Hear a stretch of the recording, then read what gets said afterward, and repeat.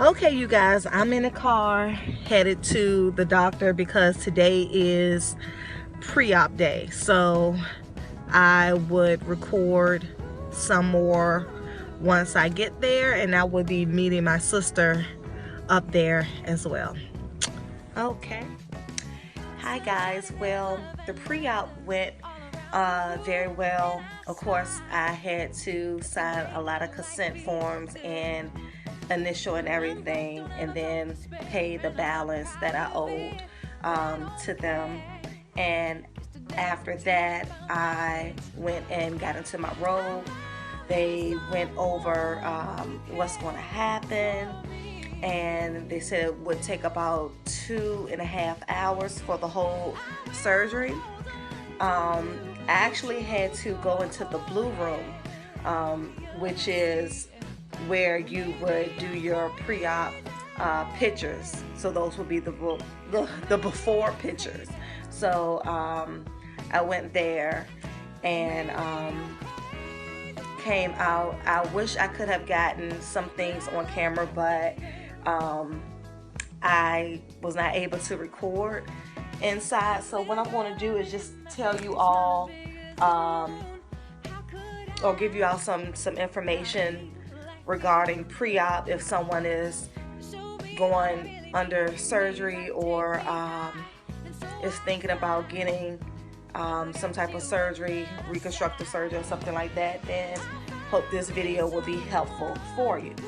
Okay, so I just want to say that I get my abdominoplasty done on November 4th, and my surgery start date will be 7:30 a.m. However, I have to be there at 5:30 a.m. So there are some do's and don'ts, and let's see if I can just briefly go over my instructions here.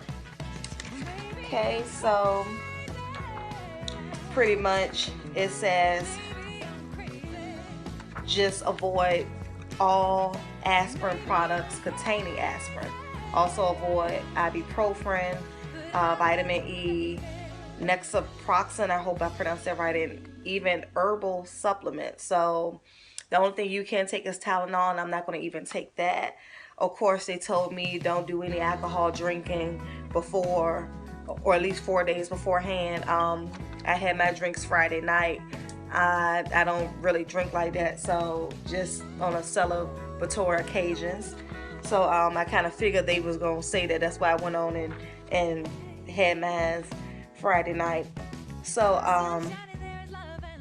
pretty much with the regular standard instructions with anyone getting a surgery or having a baby or anything: do not eat after 12 o'clock midnight, and do not drink. So other instructions that I have to, the night before, I have to shower with antibacterial soap, and the day before, and the day of, I will have to shower with antibacterial soap. And the day of, I can't put on any deodorant, no powder, no perfume, no lotion, no shea butter, no nothing. If I wear contacts or glasses, which I don't, I can't do that. So I take off like any jewelry, like my Tiffany's bracelet, I have to take that off. They said that you can't wear any hairpins in your head. Well, my hair is braided up for wigs, so I will be wearing this hat the day of and coming home. So let me go ahead and get into some other things, like the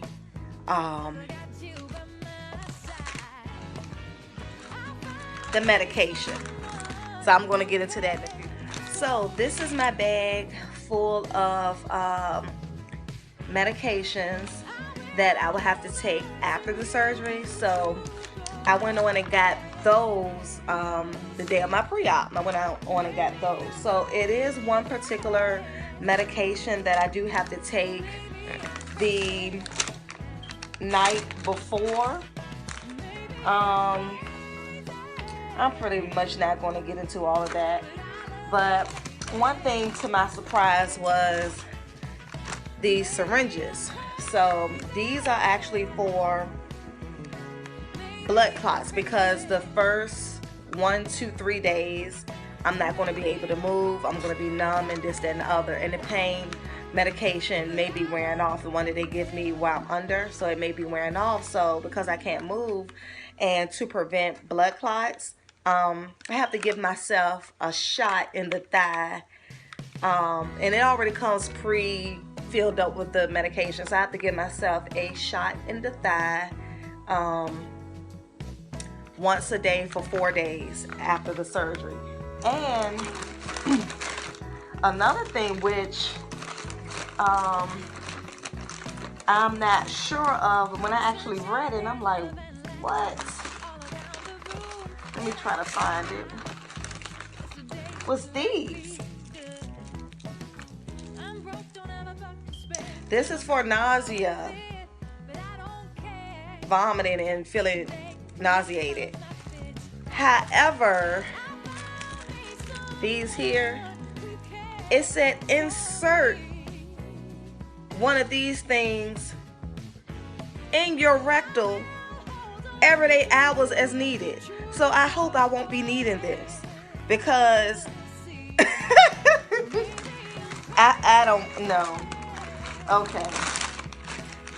So remember on the last video I did talk about the cosmetic protection insurance that it is required for you to get, and you have to get it just in case something happens or you have complications.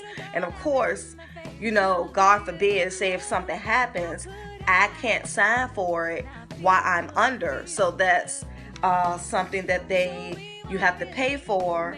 So you're giving them permission to treat you, and it's already covered. So this is a little pamphlet, and pretty much it just says that anything related to the surgery, like infections or hemorrhage, anything related to the anesthesia, all of this stuff, and anything related to cardiopulmonary related, like cardiac arrest and fluid overload and things like that.